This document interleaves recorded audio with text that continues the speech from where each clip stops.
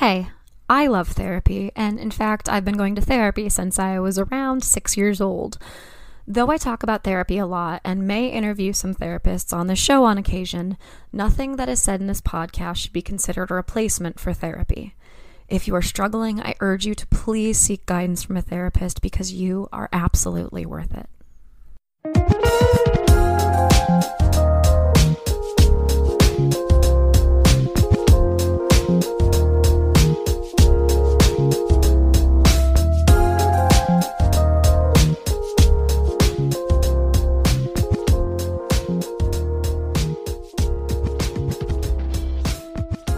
Hello everyone, you are listening to Wine, Dine, and 69, a podcast about dating, relationships, sex, and self-love. I hope everybody is hanging in there with the bleak state of the world right now. It's hard to believe that just 2 weeks ago, all of this wasn't even happening. And in those 2 weeks, I have taken the opportunity to educate myself. I'm going to admit that I was rather very ignorant about the Israeli-Palestinian conflict. Seems like a rather cavalier word. And so I've taken the opportunity over the last 2 weeks to listen and reflect, and I've watched different YouTube videos on the history. I've read articles. I've talked to friends who are not American to get a sense of what the rest of the world, how they put all the pieces together so I can get a better picture of things, and trying to read news that is not American. Overall, I'm just really sad.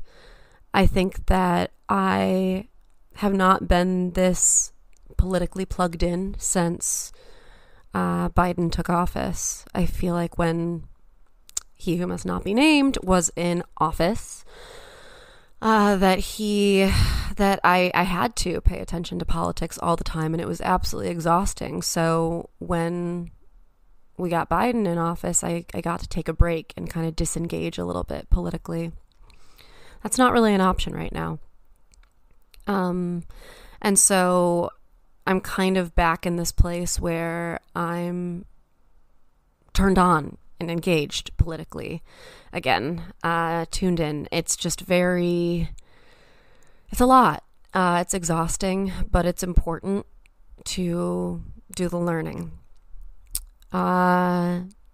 So yeah, I hope everybody is taking the opportunity to be kind to yourself, be kind to the people that you love. If you have friends that are Israeli or Palestinian, to reach out to them, give them your love, donate where you can, and try to make sure every piece of information that you are reacting to, because I think it's a very reactive time. But try to double, triple check your sources. Don't just trust the things that you're seeing from people on social media. It's really important to not engage. We haven't heard the phrase fake news in quite some time, but it's really important to not engage in that right now. And of course, part of that is hard because a lot of the information that we're getting is trickled down through lots of things. So yeah, I hope you're holding those that you love close. You're taking the opportunity to learn, and you're taking care of yourself. The biggest thing that I've been doing recently, that even though the world has been pretty fucking depressing, the biggest thing that I've been doing recently is I took up running. I needed to give that moment for that to sink in for everybody. Those who know me know that that's pretty insane. I really don't like physical exercise. I don't like being hot. I don't like being sweaty. I get very little enjoyment out of those things. I much prefer to be in bed eating food, with sex being my primary workout. Not in bed with food, only on special occasions. But in general, that's gross. I don't like crumbs in my sleeping space.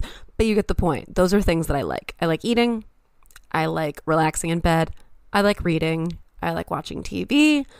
And thinking a lot, just circling the drain of my mortality, considering who I am and what my purpose is and all of that good stuff.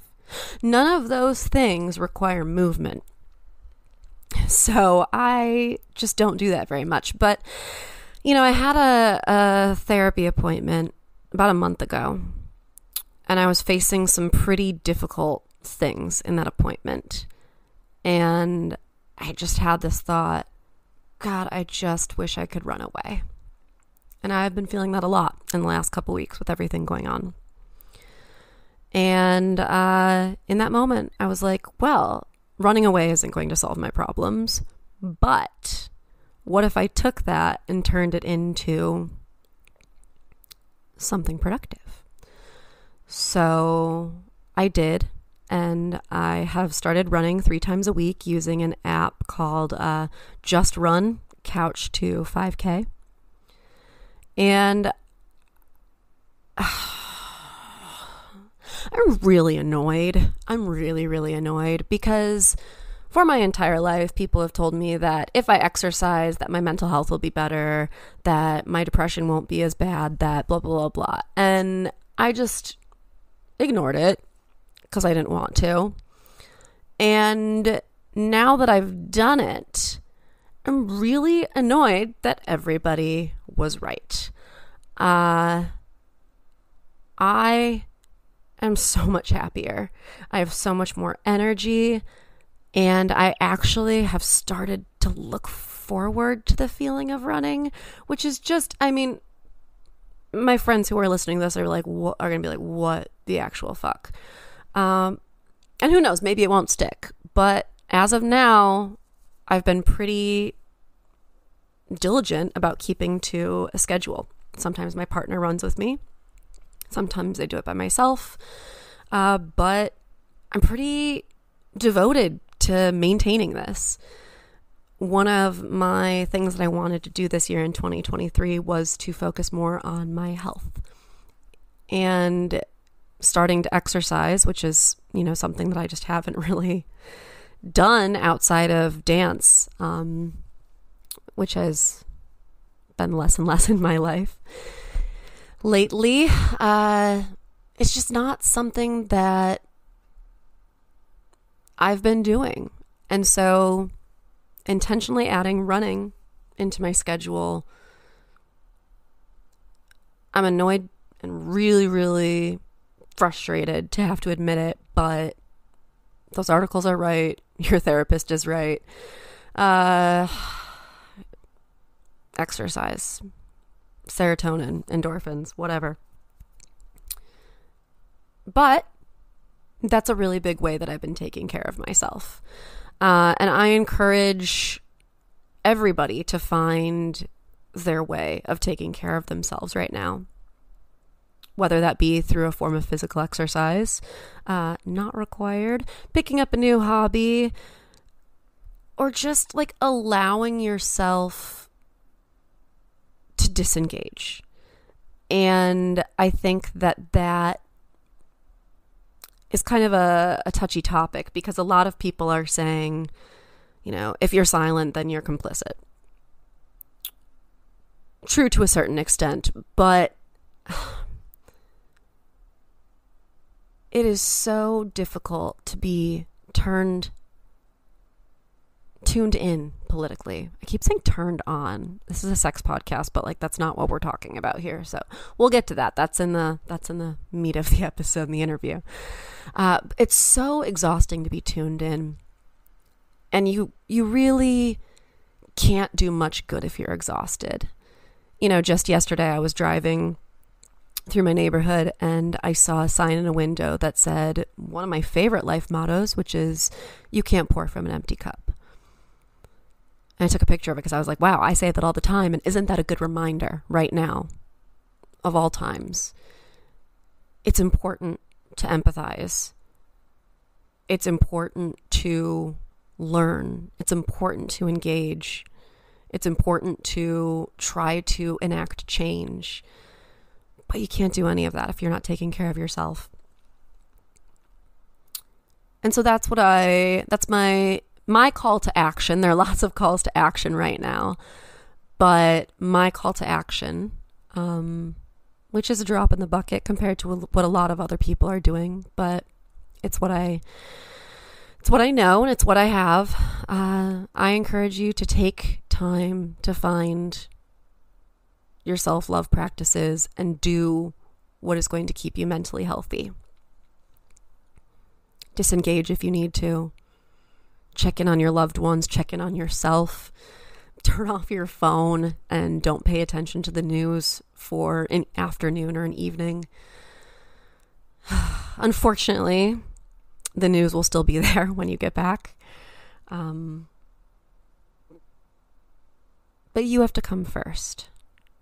And just because you choose to disengage for a period of time does not mean that you don't care. I think that's a really dangerous narrative.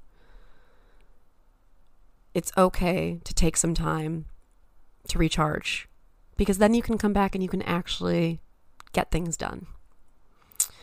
So, how are you taking care of yourself? I've been wondering that. There's a lot of people on social media who are, it feels like, I'm really into Najwa Zabin right now. And there's a couple other people who are like activists on Instagram, and it just feels like they're posting like every hour, and I've like been tempted to like message them and be like, hey, like, are you taking care of yourself? Like, what are your self-love practices? Yeah, so what are your self-love practices? Tune into those. Take some time to yourself, figure out what you need, listen to your body. I'm getting much better at that now. And fill your cup first. That's what I got. So today, we're taking a very hard left turn. We're going to be talking about a topic that we've talked about a bit. We've talked about this topic quite a bit. And it's non-monogamy, but we're going to be looking at it through a different lens of the jealousy aspect and how you can combat jealousy in a non-monogamous relationship. What can people who are in monogamous relationships learn from those who are in non-monogamous relationships? What do self-love practices have to do with non-monogamy? How can self-love practices help to mitigate jealousy? These are all things that we explore and more. There are a few forms of therapy that I'd never heard of that we talk about as well. Karyn has a program called Non-monogamy Academy. I'm going to link to that in the episode notes, but it's a very cool resource where you can learn. If you're just curious, or if you and a partner want to dip your toes into that world, it's a blueprint guide course for how to do that effectively. So lots of great resources in this one. I put them all in the episode notes as per usual. And yeah, I think that's all I got for right now. I feel like this intro was a little more disjointed than usual, but you know what? I'm a little more disjointed than usual, and so is the fucking world. So it seems fitting to me. All right, everyone, take care of yourselves. And I'm going to cut to a quick commercial break. Then please enjoy my conversation with Karyn Wittmeyer. So CBD is great, right? Sex is great, right? Okay, so what happens when you put the two of them together? What you get is a honeypot CBD infused personal lubricant. Created by a couple who is wonderfully in love, Dennis and Jesse, Honeypot is the perfect lube to level up your sex life. They also have an intimate romantic massage oil to get you revved up and started called Romantic Escapades. You're definitely going to want to try these products. This wonderful couple put a ton of work into them. And if you want to learn more about them and their story, you can go ahead and visit that episode. Episode 59. Wouldn't it be great if it were 69? It really would have been. Oh, well. Anyway, give Honey Pot a try, give Romantic Escapades a try, and let me know what you think. You can go and learn more about them at fantasticescapades.com.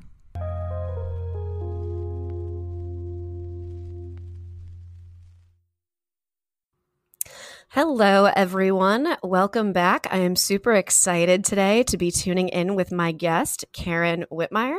Karyn, how are you doing today? I'm doing great. Thank you for having me today, Rachel. I'm super excited to get in this conversation. I think that non-monogamy is a topic that gets talked about a lot. It's very much a buzzword, but we don't really talk about how to do it effectively and what an important part self-care is. Yeah. And so we're kind of going to jump into that today. But before we get to the meat of things, as it were, tell me a little bit about you, your story, and how you came to be involved in this work. Yeah, that could actually be quite a long story, but I'll try to shorten it up a little bit. I feel like non-monogamy is my orientation, and there's a debate in the community about like orientation versus a choice, but I do feel like it's more of an orientation for me. I didn't know that there was this option though. And about a decade ago, I discovered that there was this option and opened up from a monogamous relationship. And, you know, it was a rocky start like it is for most people.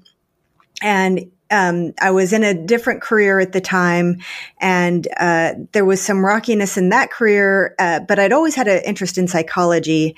And so I decided to change careers and ended up, I was like, I'm going to go into being a therapist because I really have a passion for, like, I see that there's not a whole lot of acceptance for non-monogamous relationships in the therapy community. So I went back to grad school, got my therapy degree, and came out of that and started a private practice to help people in non-monogamous relationships. And it's been really successful on that front. One of the major groups I work with, I also work with a lot of LGBTQIA clients. Okay. I'm a sex therapist. So I work with a lot of issues associated with gender identity, sexual identity, and just you know, anyone who feels sort of like an outcast, right? Sure, there's a lot of overlap with ADHD and autism in that community. So there's like a big conglomeration of people that I kind of work with there. And I also decided to build a lot of educational materials on this front because there's a lot of good materials out there, but they're written more from a layman's point of view than they are written from a therapeutic point of view. Mm-hmm. And so I wanted to write some better materials for people that combines the experience that I have being a member of the community and being a therapist that works with people and helps them through a lot of these problems. So you have both that firsthand experience and you have the like educational background to back up it all up. Okay. Yeah. What was that like transitioning, out of, you said it was rocky. I mean, you don't need to share a ton, whatever you're comfortable sharing, but I know that, like you said, I think you did mention it is rocky for a lot of people. Mm-hmm. Yeah. Why do you think that is? Do you think it has to do with the societal norms? Do you think it has to do with, I don't want to say like gender, but there's this idea out there that in like straight cis couples that the guy usually wants to try it and the woman does it because, she wants to, or sometimes it feels like there's not an even distribution of desire for it to happen. So I know that things can be messy there, but what are some like common issues that people run into with that? Yeah, I do think that it's a lot of society. We don't have models for non-monogamy in our culture, and it's getting better, right? We're getting more of it on television, more of it in the culture, more books about it. But when I opened up, certainly 10 years ago, there was very little literature on it. And you certainly didn't have depictions of it, certainly not healthy depictions of it on television. We barely had healthy depictions of normal relationships on television. Right? Those aren't interesting. Right. So there just wasn't much out there to know how we were supposed to do any of this, right? Like, how do you manage jealousy, for instance? How do you make agreements, right? Even in monogamous relationships, you're kind of handed the agreements that you're supposed to have around the relationship. But even within that, people aren't very good about negotiating those agreements. So learning how to discuss agreements was never given to people in monogamous relationships. And then to try to have to go be explicit about it when you're designing your own relationship and what it's supposed to look like, people break down at that point. They don't know how to do it. They've never been taught how to do it. And then you've got like, okay, well, I've had monogamy and sort of one way to do the relationship. And now I've got like a whole world open to me and I don't know how to do it from here. And I don't know what any of it looks like. And I don't know what I want. Right. And if you don't know what you want, non-monogamy can be very difficult if you're just trying to like make your partner happy and follow them. Right. Yeah, I think that's what I was more referring to. If you're not fully in it or you have some trepidation, I've seen that a lot, and it sucks that there are people out there who do try to take advantage of, this. Really, if you do it well and you do it in a way that works, like it can be really healthy for everybody involved. Yeah. But it seems like there are people who are trying to use it sometimes as like a loophole. Which can be frustrating. Yeah. Well, let's kind of like back up a little bit because we're going to get into self-love and how it kind of has to do with in the context of these types of relationships. But backing up a little bit, why is self-love and self-care important as an individual? And also piggybacking off of it, why is it important in a partnership or a relationship of any kind with multiple partners? Yeah. Well, understanding what you want in a relationship is really important. And knowing how to identify what you want and then speak up for it is really important. And that's not to say what you want to override your partner, but to be able to have a starting place to negotiate with your partner so that you're both getting your needs met, right? Instead of just waiting for your partner to state what they want and then deciding whether or not you can go along with it or what do you have to do to be comfortable going along with whatever your partner wants, right? So the self-love is there to first even identify what you want, because a lot of people aren't even very good at that some of the time, right? Especially if you're from a traumatic childhood or an authoritarian childhood, you may not have been given much of a chance to identify your wants or desires. And they got overridden by a parent. So if you're not very good at identifying them, doing things like, self-care, dating yourself, taking yourself out on dates, some of the ways that you can start to identify what you even want on a basic level. What do I want to eat tonight? Right? What do how do I care about myself? What are the things that help me feel good in my body? What helps me feel good independent of another person? Not just what do I feel good, how do I feel good in helping someone else feel good, but what are my primary I feel good about, right, with me, instead of the secondary I feel good because someone else is feeling good. Right. It's like a centering thing. If you're centered in yourself, then I always think about it like the external world is so loud. And if you have like a stronger connection to your internal world, then it kind of, even if everything around you is crazy, it helps to feel more settled and centered. Okay. Well, what kinds of self-love activities do you suggest for the people that you work with? I think that setting aside a night to take yourself on a date, right? And this can be kind of big to start on. But it's a good example of, how do you take care of yourself, right? If you have an entire evening to really focus on yourself and your needs, what do you do with yourself? Do you gravitate towards the foods you like? Do you gravitate towards the activities you like? Or do you just end up going and like watching TV, right? So, and if you're doing something like going and watching TV or something like that, you probably really need to take a step back and look at what it is you're needing. So one of the things that I always like to say to my clients is every emotion you're having is likely an indicator of a need, right? You're either getting a need met or you're not getting a need met. And so if you're bored or you're sitting there in front of the television, think about what emotion you're having coming up with that and what need maybe is or isn't getting met in that activity, right? Maybe the TV is an indicator that you're overwhelmed and that you really need to relax somehow. There's too much other stuff going on for you. If you're bored, maybe you just don't know enough activities to do, and you've got to go find some other new activities to do, right? If you're trying to reach out to friends and go hang out with friends, you might have some loneliness or some lack of connection in your life, right? So really take a look at what's going on for you. And this is where starting a journaling practice might really help. Is even if your first few date nights with yourself are just focused on journaling what's coming up for you in this process, you can really learn a lot about yourself and what you're seeking in your needs. That's such a good point. Yeah, if you are looking more towards, like you said, socializing, there's something missing there that you're trying to, a need that you're trying to fill. Fascinating.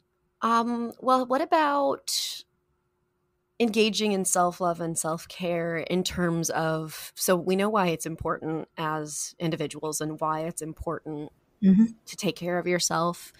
In terms of jealousy, though, how does engaging in self-care help to combat jealousy? Yeah. So again, it goes back to, I tend to bring a lot of things back to this identifying needs, right? Mm-hmm. When we're feeling jealous, there's usually an insecurity under that, right? And that insecurity is a fear that we're losing someone else, we're losing pieces of ourselves, something about that, right? It's an indicator that one of our needs isn't getting met within the relationship. Mm-hmm. So it's not always about a fear of losing the relationship. It might genuinely be like your partner is not there showing up for you in some way that you need to have in a relationship. And so it's good to identify what that need is. And that self-care is going to help you really slow down and start to identify what those needs actually are instead of just reacting to the emotion and then looking at this one way of getting this need met. So I kind of map this out, right? When we have a need that needs to be met or wants to be met, we might go towards, I look at the need of food, right? So everyone's got the need for food. We have like the optimum way that need might be met is eating at our favorite restaurant. We might be okay with eating the leftovers from last night. We'd rather not eat the ramen that's in the cupboard. We're absolutely not going to eat the frozen corn dogs, that have been sitting in the freezer for 3 months. So we have like this list of ways to get that need met, and some of them are more preferable than others. And a lot of times, if we're really deep into our emotions, we might only see one way of getting our needs met, and that's the optimal way. When you really slow down and take that time for self-care, you can examine those emotions, examine what that need is, and look at all the other options, right? And maybe expand on it. You know, this option might do, this option might do, this option might do, and see what they all are, see what you can meet for yourself, see what you might need to be asking for more of in your relationship.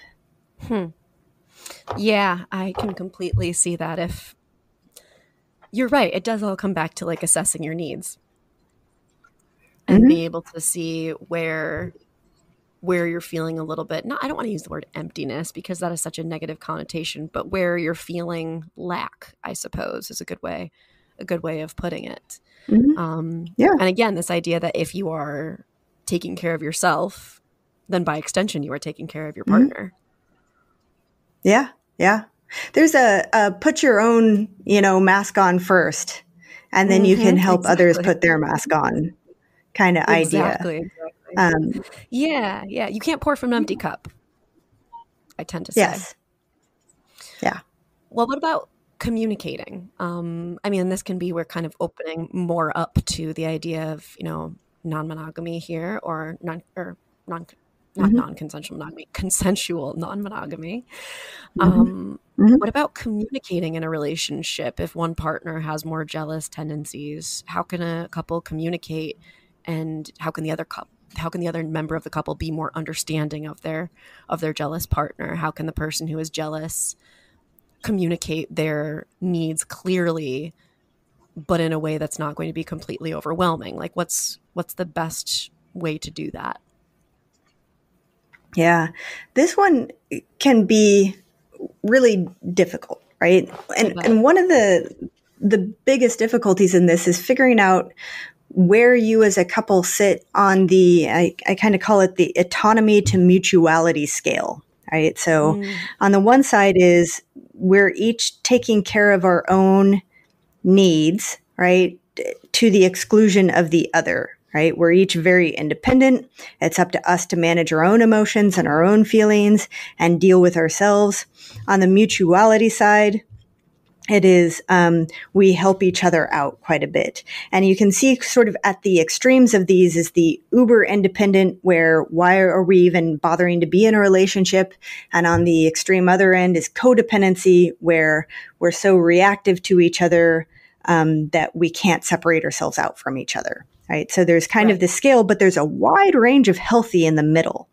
And I will often find in relationships that there's some adjustment that's needed to get people on the same page of where they want to fall on that autonomy to mutuality thing. And jealousy is one of these things where you've got to negotiate for this. What does this look like?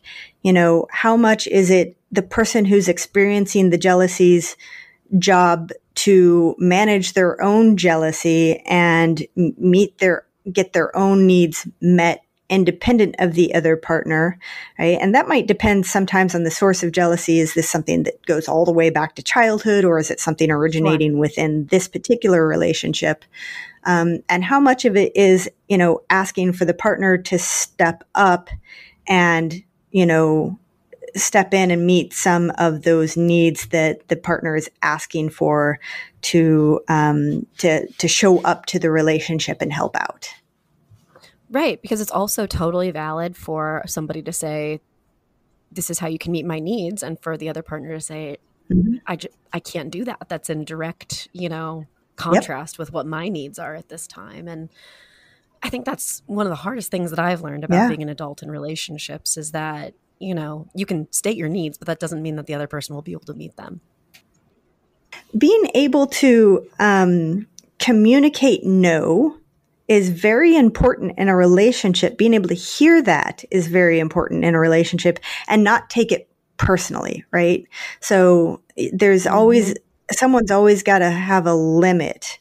And being able to trust that your partner will explain their limits or be honest to their limits and say no when they're really feeling like they can't do something, as opposed to saying yes to everything, can really actually help out a relationship. Giving your partner space to say no to something, believe it or not, is more helpful than just and either anticipating their no and not speaking up, or always expecting a yes for everything. Absolutely. Absolutely. Yeah, I mean, relationships are so much more complex, I think, than I ever thought that they were. I mean, and you know that, right? Like you see that in media that, like you said, there weren't very many examples of healthy relationships on TV or movies or anything, but it seems like even more so. And there is something to say about, transitioning into the idea of non-monogamy here. There's something to be said about the fact that people who are successfully dating in this way and being partnered in this way so frequently are communicating so well that it's remarkably healthy. Is that understanding that I have correct, or is that a stereotype? Feel free to correct me. I think there is certainly non-monogamy will teach you where all the cracks are in your ability to communicate. You will get called out a lot more for poor communication because you've got a lot more people calling you out, hopefully. So there is certainly a lot more growth for opportunity. I also think one of the big there's the big 5 personality traits, and one of the major differences in non-monogamous people is this openness to exploration is the biggest personality trait difference from monogamous people.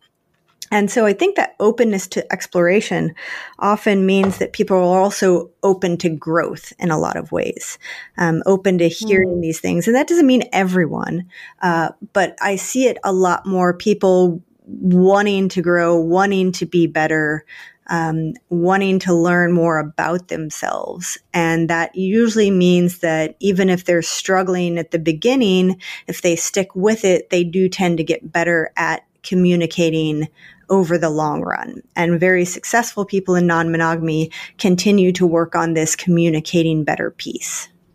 Yeah, I think there's a lot we can learn there. And there's something to be said for getting called out. It hurts sometimes, but if it's done with love and good intention, I think it can be really, really healthy. And you're right. If you're having multiple people call you out and they're calling you out on the same thing, you have to take a second and go, well, the common denominator here is me. So what am I gonna do about this? Yeah. Well, what are some misconceptions, speaking of stereotypes and everything, that you want to clear up about ethical non-monogamy? I think there's a lot of common ones out there. And I think the biggest one I always like to clear up is, as someone who's non-monogamous, I don't think that it's in any way superior to monogamy by any means.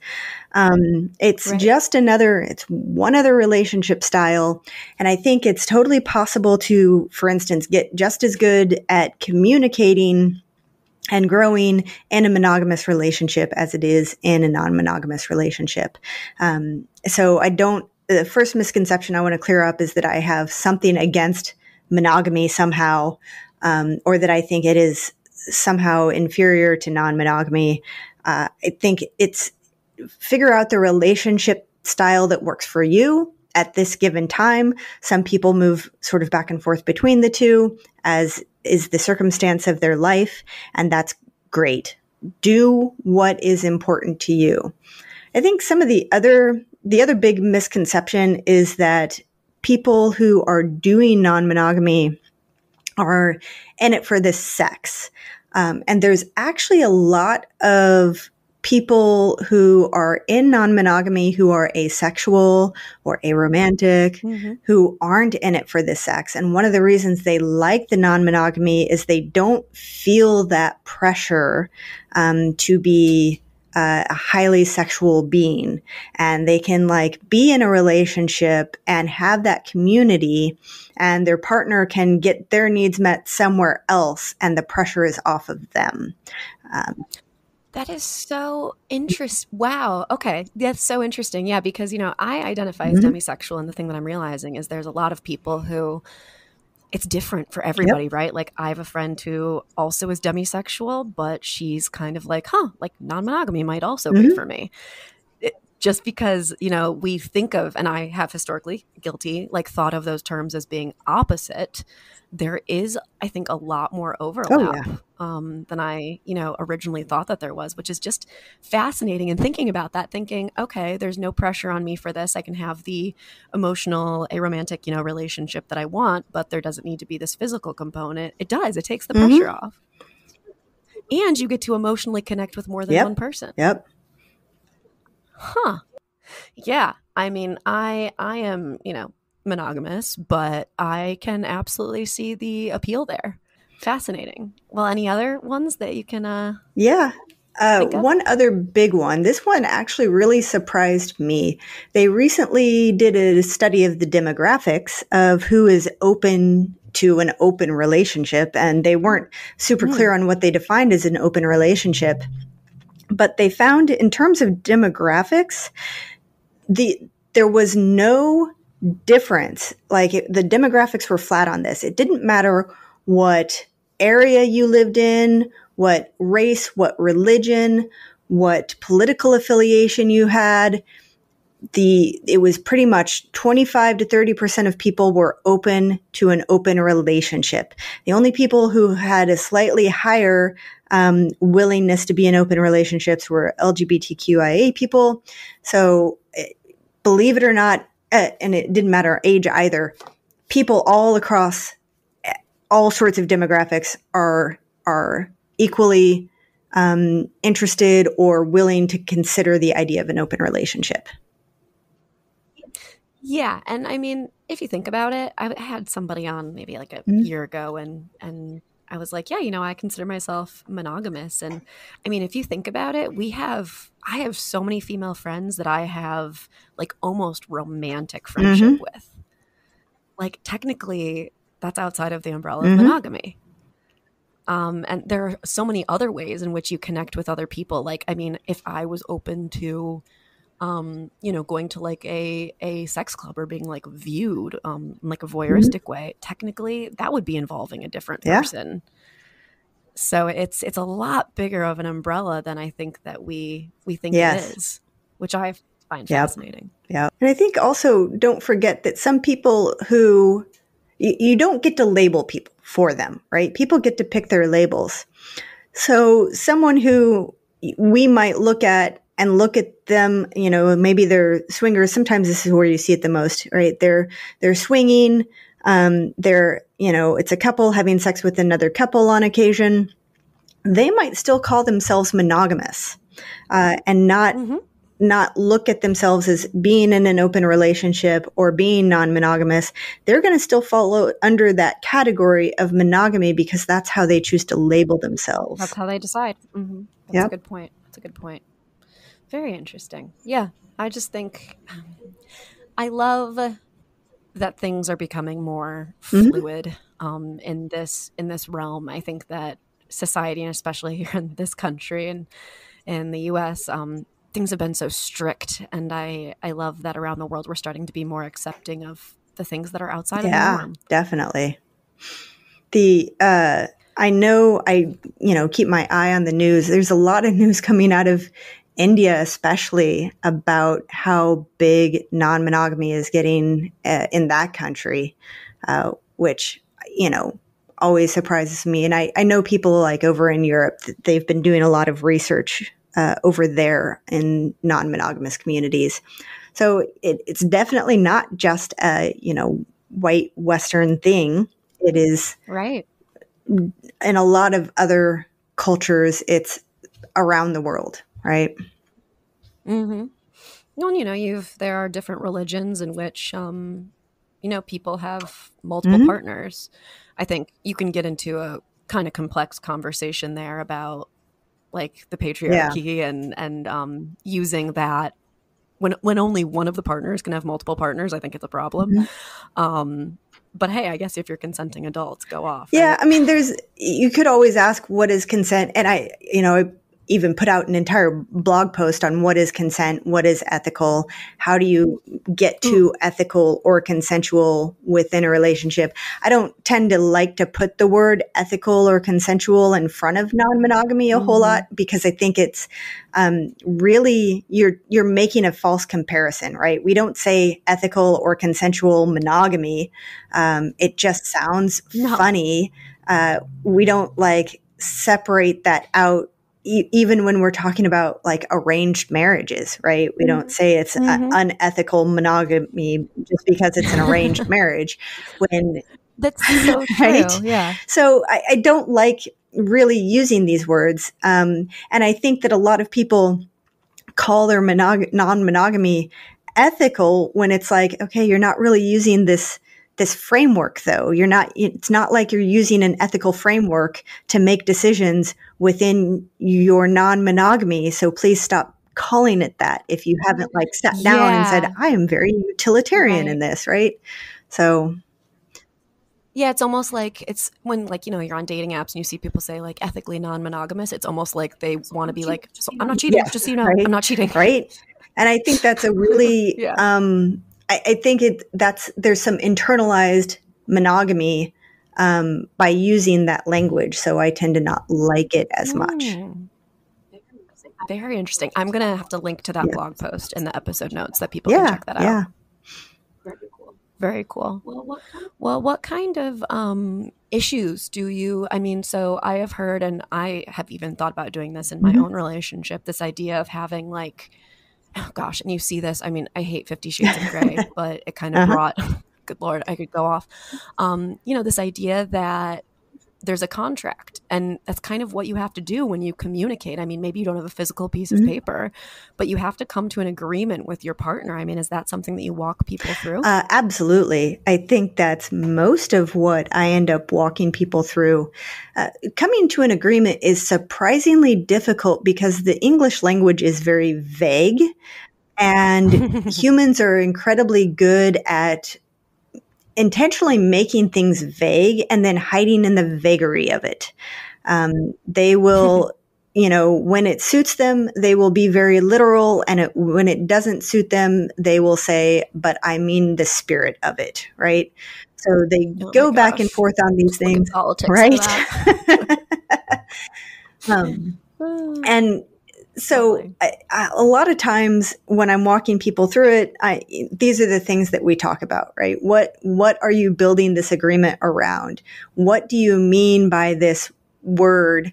You know, like when people talk about, I expect you to be respectful, like respectful is a very abstract, vague word. What does respect mean? It means completely different things to different people.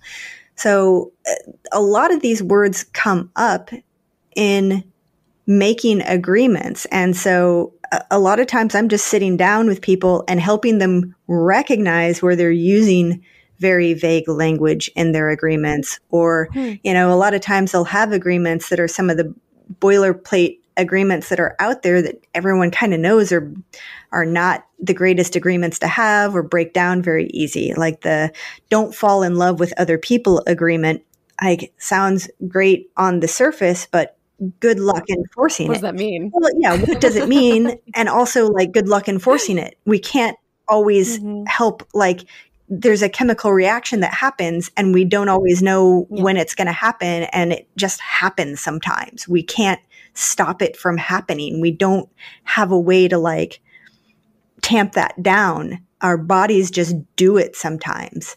So it's not a realistic expectation to have. Yeah, I mean that when you're entering into something like that, I guess like it's making sure that everybody has the same definition of those things. And I do think that that's true. You do hear that a lot. Don't fall in love with anybody else. But that's so, well, like you said, vague, but it's also like, it would be dangerous, I think, to start having feelings and then to make yourself not feel them. I think resentment will grow. Yeah. It does. Yeah, more and more and more. Well, what about like if people are working through, you know, these definitions, what are some of these, you know, bringing it back to jealousy and self-love? What are some of the like things that you walk them through there? to communicate about jealousy management and, making sure that each partner is taking care of themselves separately? Yeah, that one is a lot more exploration of like how far back did this jealousy go? Where did it originate from? Because if you're dealing with a jealousy that's been around from childhood, you might be dealing with a need that like never got met in the first place in the family of origin, and they're expecting their partner to meet this need, and that can be really hard and impossible for the partner to do, right? It's filling in a hole that they're not responsible for. And sometimes a partner is willing to do that, but you're asking a lot of that person. And so we might have to talk about that. Now, the jealousy could also be that this partner broke an agreement, right? Tried to open up the relationship from cheating or something like that. And now there's a lack of trust in the relationship that needs to be repaired. Mm-hmm. That happens pretty frequently as well. And so there's how do you resolve a break of trust in the relationship? Because if you don't resolve that break of trust or what that break of a trust is about, then you're only going to find that break over and over and over again in the relationship. And you're just going to keep finding it in places because it's never been resolved. Ugh, that sounds loaded and yes, very much so. Oh my gosh. Yeah. And I guess like is that something that you walk people through too? Like if there's been a breach of trust, like you help them how does one go about rebuilding trust after a betrayal like that with the same person who did that? Yeah, it is about like getting into what happened that created the conditions to make that breach of trust happen. Does the person who breached the trust understand what was going on for them? Do they understand? Does everyone in the relationship understand what the breakdown in communication was, the breakdown in emotions, whatever it was? And what are the steps that people have put in place to ensure that that doesn't happen again? And it can be very difficult if one person is feeling very defensive or feeling like, well, I didn't see it as a breach in trust. I didn't see my behavior as actually being that bad. Or, I can't believe you're still hurt by this. You need to get over it. Then they're literally never going to be able to repair it. And the other person is just going to keep feeling it over and over and over again. Yes. Yes. Yeah. And I think there has to be a fair amount of accountability, too, with both parties. And I think in relationships in general, whether non-monogamous or not, there has to be a lot of accountability because you're holding each other to a standard. And, we're human beings. We're naturally going to, it's the people that you love the most who hurt you, and they don't always mean to. Yeah. And just to kind of hit on that point, I know that this can be kind of controversial, but there's this thing where people want unconditional love in their relationship. And this is not what you're looking for, is something that you should have gotten from a parent, not from a partner, right? Unconditional love is you don't have boundaries. You can't be held accountable to anything in your relationship. And a relationship, monogamous or non-monogamous, needs boundaries and it needs that accountability. So unconditional love is really like it's a power differential that can be very problematic. So if you have no accountability in your relationship, then you're just allowed to go do whatever you want all the time. So yeah, you're right. That's controversial, but I've said something similar before. Like it's just like you're entering into this. I've heard of couples who, and I've thought about doing this. Every year on their anniversary, they revisit. How are we doing? Are we still happy? Are there things that we need to change? All right, let's revisit this in a year to make sure that we're still, making each other happy. I mean, that's conditional. Yep. It's the definition of conditional. Absolutely. It's just the job of each person to communicate if their needs are changing or if their needs are not being met. Absolutely. So that's where it can be. That's where it can be a little bit messy. Well, okay. Well, you have a therapy background and you work with people. We kind of talked about the fact that you have the therapy background. You also have your own personal experiences. But what kind of therapies do you engage with with your clients? I saw something on your website about brain spotting, and I was like, I don't know what the hell that is, but I want it. Yeah, brain spotting actually was developed out of EMDR. So it's slightly newer than EMDR. It's a form of trauma therapy. And there's some science around if you can hold your gaze still, you can integrate information across different time spans in your life deeper into your brain. So what brain spotting does is it helps you integrate trauma across your brain a lot better. And that's like a very oversimplified way of putting it, but it helps people process that trauma. And sometimes it helps people process very complex trauma that is occurring over and over and over and over again in their life that is all getting stored together, if that makes sense. Yeah, like I know exactly. Compounded trauma. I dealt with that in my early 20s. It's like, oh, I'm feeling some kind of way. This kind of feels familiar. When else did I feel this kind of way? Oh shit, I have to come to terms with these 3 different things that I haven't dealt with. So very familiar with that. Interesting. Well, what other things? I mean, it sounds like you have a background in EDMR as well. No, I actually don't have my work partner has a background in that. Oh, okay. I did the brain spotting as a contrast to them getting that modality trained in, just so we both play off each other quite a bit.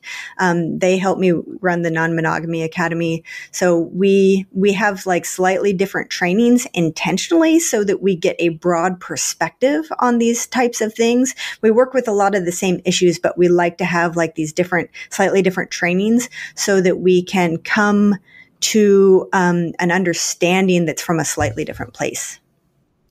Got to cover all the bases. That's really cool. That's really, really cool. Well, what other techniques do you use?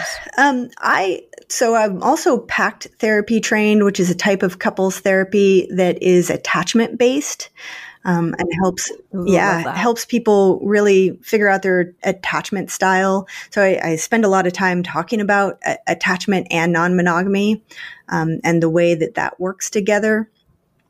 And then I just sex therapy certified, which isn't a modality specifically. It's just a lot of training in how to talk to people about their sex lives, and help them come to an agreement or help them work through trauma associated with their sex lives.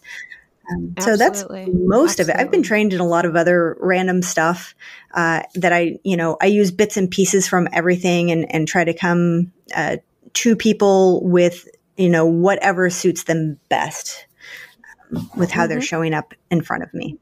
Yeah. Different things are going to work for different people. And it sounds like you have like a full arsenal of different options so that, no matter what the person's issue is between you and your partner, something will work. That's really cool. Well, we're starting to run low on time here, but why don't you do you have any last piece of advice or things that you want people to know for somebody who is struggling with taking care of themselves, with their self-love, with maybe a partnership that's struggling with jealousy, or somebody who, wants to learn more about non-monogamy? I know that's a very, very broad thing that you can give advice on, but it kind of touches on everything that we've touched on today. Do you have any last things that you want to share about those topics that we didn't cover today? There are just so many resources out there. And, of course, I have my own resources at nonmonogamyacademy.com. And I can only see people in the state of Washington for my therapy practice. But there's those resources there. And there's just so many other resources out there. There's a lot of books. And I would strongly suggest, if books aren't your thing, go to YouTube, just type in what you're feeling or what you're experiencing. And there's all these short 5-10 minute videos on there that usually provide little bits and pieces of things that will help you. They can help you kind of muddle through or give you some advice on, how to implement some sort of CBT protocol to help you get through something. But if you're really struggling with stuff, don't hesitate to go out and do a little research. I know YouTube's probably for the older generations. I'm sure TikTok has a bunch of stuff as well. Both of them. People still use YouTube. But there's just so many good resources out there these days. Do not be afraid to do some Google searching and do what works for you. Some things are going to work and some things just aren't. And it is a crapshoot about what'll work and what won't. Totally. And it's so funny. That's actually how about a year ago, it was on my birthday last year. I literally went to YouTube and typed in, what is demisexuality? And then my mind proceeded to be blown over the next hour when I was like, oh, this explains why I felt so weird my entire life.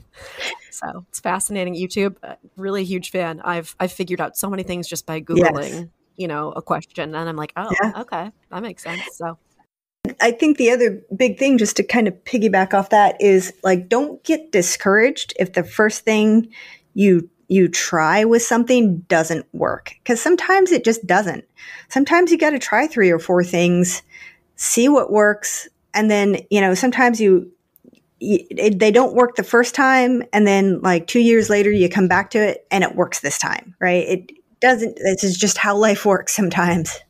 Yeah, definitely. Well, Karyn, where can people find you? Where can they learn more about what you do, your blog? I'm going to link to that for sure, and the different resources that you have. And if they're in the state of Washington, where can they work with you? The Non-monogamy Academy has a class and the blog. So that's nonmonogamyacademy.com. And then my website for my therapy practice is branchingoutwellbeing.com.